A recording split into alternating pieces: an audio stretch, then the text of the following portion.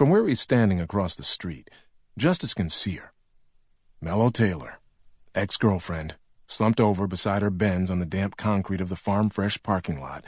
She's missing a shoe, and the contents of her purse are scattered around her like the guts of a pulled party popper. He knows she's stone drunk, but this is too much, even for her. Just shakes his head, remembering the judgment all over his best friend Manny's face as he left Manny's house not 15 minutes ago. The walk symbol appears. As he approaches, she opens her eyes, and he waves and pulls his earbuds out just in time to hear her say, "What the hell are you doing here?" Justyce asks himself the same question as he watches her try and fail to shift to her knees. She falls over sideways and hits her face against the car door. He drops down and reaches for her cheek, which is as red as the candy apple paint job. "Damn, Mello, are you okay?" She pushes his hand away. "What do you care?" Stung, Justyce takes a deep breath. He cares a lot. Obviously. If he didn't, he wouldn't have walked a mile from Manny's house at 3 a.m. Manny's of the opinion that Mello's the worst thing that ever happened to Jus, so of course he refused to give his boy a ride. All to keep his drunken disaster of an ex from driving. He should walk away right now. Justyce should. But he doesn't. "Jessa called me," he tells her. "That skank. Don't be like that, babe. She only called me because she cares about you." Jessa had planned to take Mello home herself, but Mel threatened to call the cops and say she'd been kidnapped if Jessa didn't drop her at her car. Mello can be a little dramatic when she's drunk. "I'm totally unfollowing her," she says. Case in point. "In life and online, nosy bitch." Justyce shakes his head again. "I just came to make sure you get home okay." That's when it hits Justyce that while he might succeed in getting Mello home, he has no idea how he'll get back.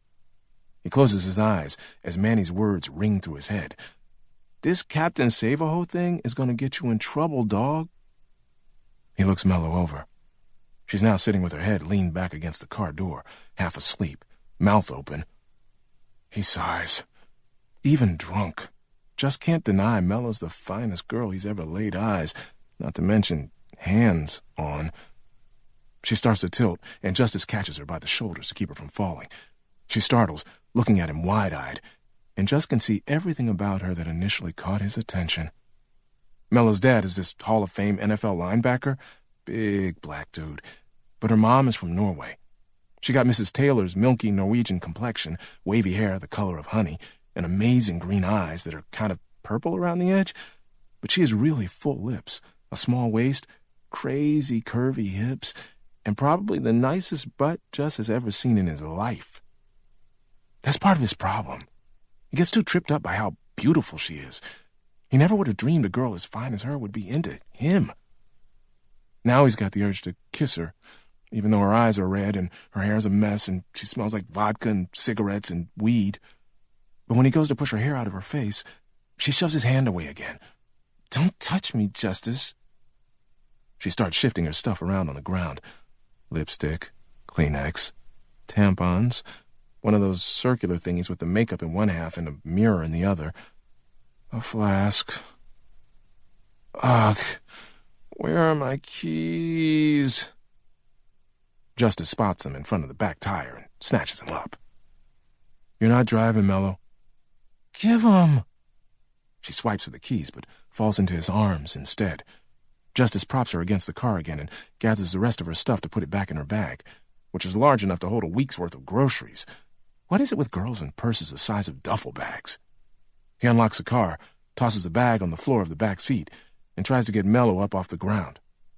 Then, everything goes really wrong, really fast.